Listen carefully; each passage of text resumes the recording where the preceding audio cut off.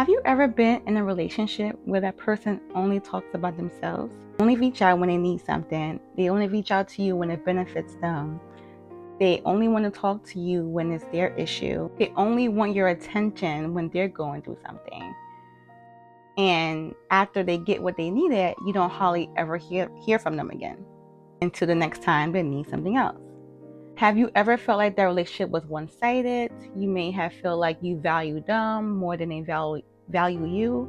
And sadly, we sometimes can approach God that way. We talk to God when we need something, when we need healing, when we need help, when we need direction, we need God to fix something like right now, like hello.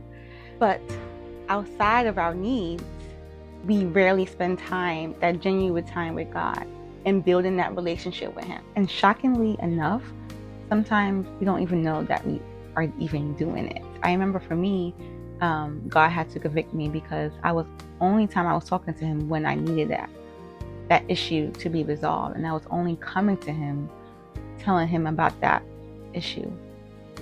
And when I realized it, I was like, when God convicted me, I was like, whoa. Okay. It made me aware of it. I was like, wow, because I was only talking to God because I wanted that issue to be fixed, not because He's God and I love Him and He loves me. And it was just more so like, Lord, I just need this to be fixed, like now. And that's not a true relationship. And God desires more than our emergency conversations that we bring to Him from time to time. He wants us. He wants a relationship with us. And I understand now because a relationship matters, right? When you truly have a relationship with someone, you begin to really know them more, right? You know them more deeply, you know their ways, you learn their voice, you learn their character, you learn their heart, you learn their, understand why they do the things that they do. And you also understand what matters to them. And it's the same way with God.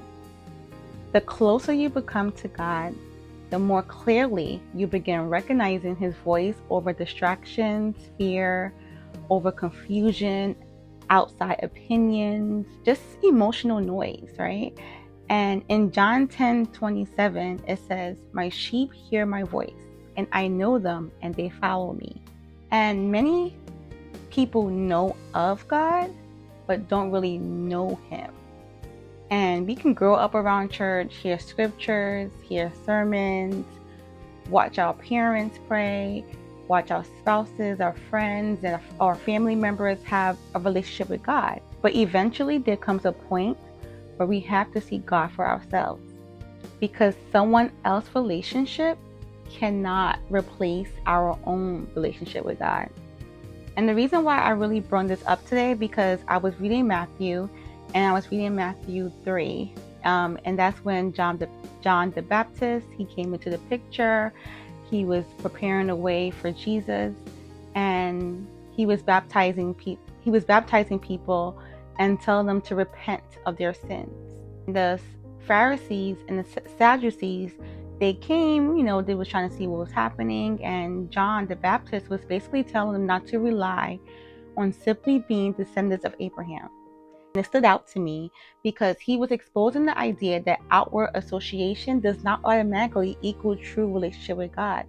Like the Pharisees and the Sadducees, they felt like, relying on the law and being religious and just following steps meant that they knew God. And that applies for us. Like we can say like, oh, my parents know God, my family grew up in church, I grew up in church, my spouse knows God, I know scriptures, yeah, I know worship songs. But a relationship with God is so much personal than just knowing scriptures, knowing worship songs.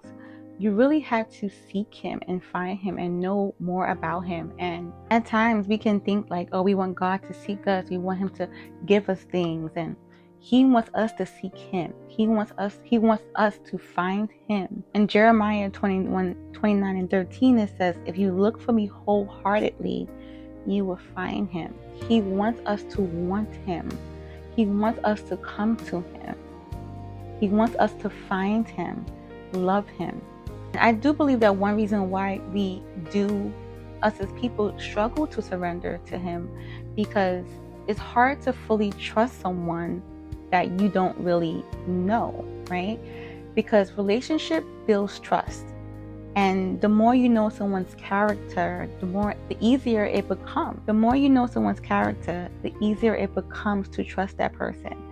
And you can trust where they're leading you. And sometimes we hear, oh, trust God, obey God, surrender to him.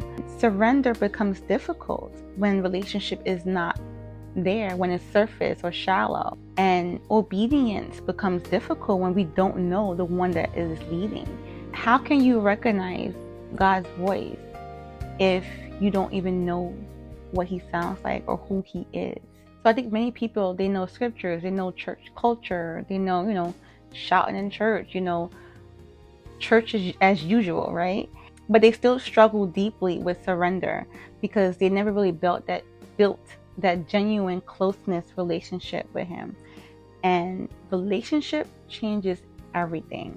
And I'm realizing that now, that relationships matter. Because the more you know someone, the more you begin understanding their heart, right?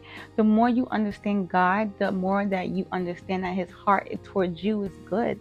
And even when you don't really fully understand the picture or the plan, you know that he has good intentions for you. If you know God and you read his word and you seek him and you worship him, you know our Father is not out here to harm us.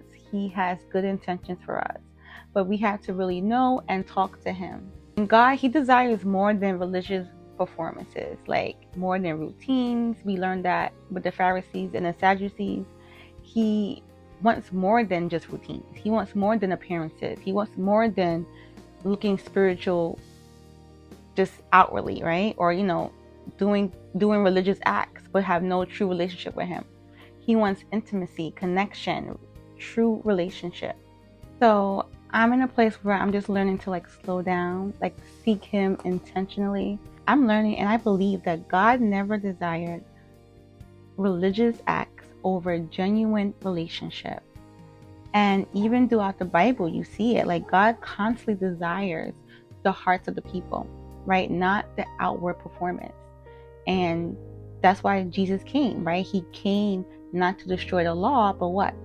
To fulfill it. Not like a checkbox or a checklist where you can check off. He doesn't, that's not what he desires. Without a relationship, following God can start feeling like it's massive rules that we have to follow. As we see, with the Pharisees, they knew the law, they had knowledge of the law, but they were honestly not even realizing that they were so far from God. Their heart was so distant, and they missed it. They missed the intimacy. They missed the point of the reason why Jesus came. Don't get it twisted. He said, he came to fulfill the law. The law is not erased. The law doesn't mean that we should not follow the law. When you truly know God, obedience starts becoming I have to do this. Because when you start truly getting to know him, you start to become like him. You start to become more Christ-like. You start to just have a different mindset, and you love him, so you want to please him. The relationship gives the rules life, right? It's not something that you have to do, but it's something that you want to do to please him, to please God. So just spend time with him, seek him personally, and there will never be a point in time that God does not want to hear from you, that he does not desire for you to come to him. I hope this video resonated with you, and if it did, please like and comment. And remember, true freedom is found in truth, healing, and a relationship with God. Until next time, bye.